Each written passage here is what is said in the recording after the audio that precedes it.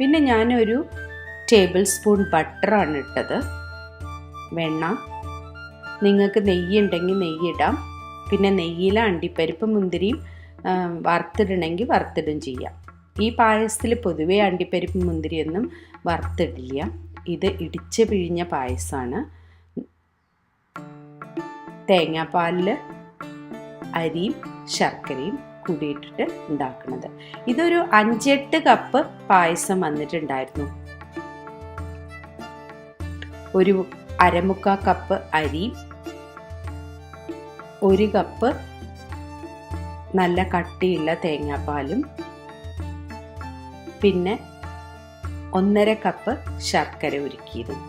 നല്ല മധുരമുള്ള പായസമായിരുന്നു. അപ്പം നിങ്ങൾക്ക് ഇഷ്ടമാതിരി മധുരം അഡ്ജസ്റ്റ് ചെയ്യാം. ഈ പായസം ഇരുന്ന് കഴിഞ്ഞാൽ ഒന്നുകൂടി കട്ടിയാവും. Thank you.